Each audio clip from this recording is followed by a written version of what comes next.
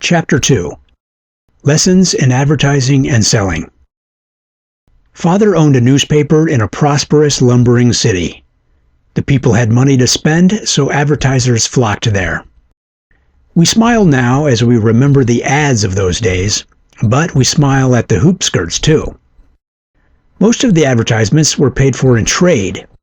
Our home became a warehouse of advertised merchandise. I remember that at one time we had 6 pianos and 6 sewing machines in stock. One of the products which Father advertised was vinegar bitters. I afterward learned its history. A vinegar maker spoiled a batch through some queer fermentation. Thus he produced a product weird in its offensiveness. The people of those days believed that medicine must be horrible to be effective. We had oils and ointments for man or beast, which would make either wild. We used snake oil and skunk oil, presumably because of their names. Unless the cure was worse than the disease, no one would respect it. So we had all sorts of bitters. Vinegar bitters was the worst of its kind and therefore the most popular. Father accepted that wretched stuff, dozens of bottles, in payment for the advertising. People came to us for pianos, organs, sewing machines, etc., but not for medicines. So our stock of vinegar bitters accumulated. Mother, being Scotch, could not tolerate waste. She was bound to use up that medicine, and I, being the sickly one of the family, was the victim. I took vinegar bitters morning, noon, and night. If the makers of that remedy are still in existence, I can testify that since then I have had remarkable health. Father, in his newspaper office, also printed bills. I used to study them. Sometimes I would set them. Then I would go to the advertiser and solicit the job of distributing. There were 1,000 homes in our city. I would offer to place one bill in each home for $2. It meant traveling some 35 miles. Other boys offered to do the same job for $1.50, but they would place several bills in a home and would skip all the faraway homes. I asked advertisers to compare the results, and I soon obtained a monopoly. That was my first experience with traced results. It taught me to stand for known and compared returns, and I have urged them ever since. In no other way can real service reveal its advantage. Doing anything blindly is folly. When I was 10 years old, Mother was left a widow. From that time on, I had to support myself and contribute to the support of the family. I did this in many ways, but the only ways which count here are those which affected my after-career. Mother made a silver polish. I molded it into cake form and wrapped it in pretty paper. Then I went from house to sell it. I found that I sold about 1 woman in 10 by merely talking the polish at the door. But when I could get into the pantry and demonstrate the polish, I sold to nearly all. That taught me the rudiments of another lesson I have never forgotten. A good article is its own best salesman. It is uphill work to sell goods, in print or in person, without samples. The hardest struggle of my life has been to educate advertisers to the use of samples, or to trials of some kind. They would not think of sending out a salesman without samples, but they will spend fortunes on advertising to urge people to buy without seeing or testing. Some say that samples cost too much. Some argue that repeaters will ask for them again and again. But persuasion alone is vastly more expensive. I wish that any advertiser who does not believe that would do what I did with that silver polish. It taught me a lesson which has saved advertisers a good many millions of dollars. It will teach any man in one day that selling without samples is many times as hard as with them. I learned this also from street fakers. I stood for hours to listen to them in the torchlight. I realize now that I drank in their methods and theories. They never tried to sell things without demonstration. They showed in some dramatic way what the product they sold would do.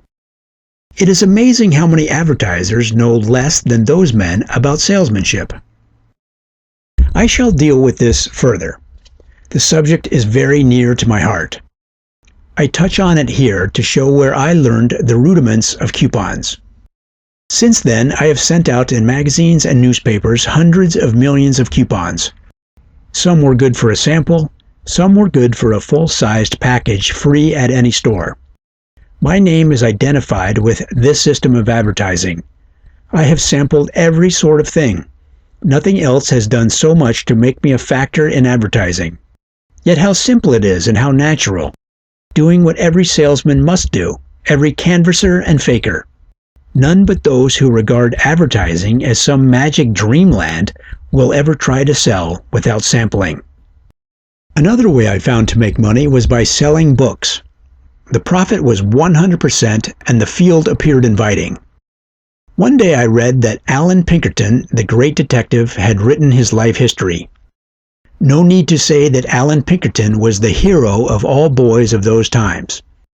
So I induced Mother to invest our little capital in a supply of Allan Pinkerton's books. I remember when the books came in. I spread them over the floor. I was sure that all people were waiting to get them. I was anxious to rush out and supply them. Mother said, "Get the leading men first. They will bring in the others." So I went up that morning to the mayor, Mr. Residue, before he left his home. He received me very cordially. I was a widow's son. I had the cordial support of all our best people in my efforts to make money. And I have learned since that every young person has. A man who has made a success desires to see others make a success. A man who has worked wants to see others work. I am that way. Countless young people now flock to my home, but the welcome ones are those who work, whether young men or young women.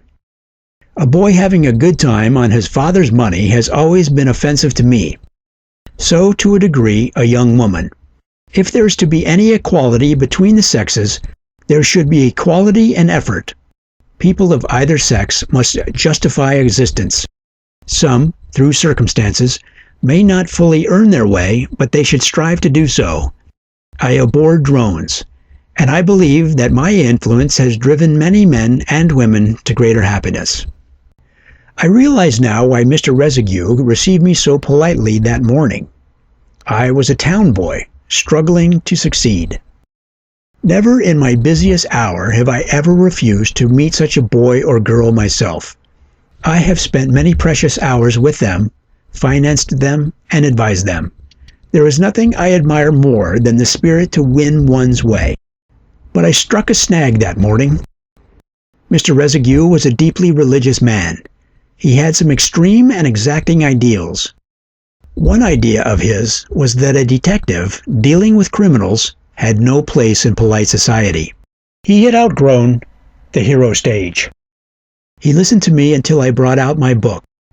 Then he gave it one glance and threw the book in my lap. He said, "You are welcome in my home, but not your book. One of you must depart. You may stay here as long as you wish to, but your book must go into the street." I consider that an Allan Pinkerton book is an offense to all I stand for. That was a revelation. I have seen it exemplified scores of times since then. Hundreds of men have discussed their pet projects with me. Boards of directors have gravely decided that the world must be on their side. I have urged them to make tests, to feel out the public pulse. I have told them that people in general could never be judged by ourselves. Some have listened and profited. Some have scorned my opinions. Sometimes those who decided to judge the world by themselves succeeded. 4 times in 5 they failed. I know of nothing more ridiculous than gray-haired boards of directors deciding on what housewives want. In the particular case which I recite, the odds were in my favor. I went home from the mayor's house discouraged. I never dreamed that such opinions about detective stories, my loved stories, could exist. Mother encouraged me. She said, "Go among businessmen, go down to the big store. Learn what they say about it." I did so. The manager bought a book. Then he took me around among his office force and sold 6 more books for me. I made a big cleanup on Alan Pinkerton's book.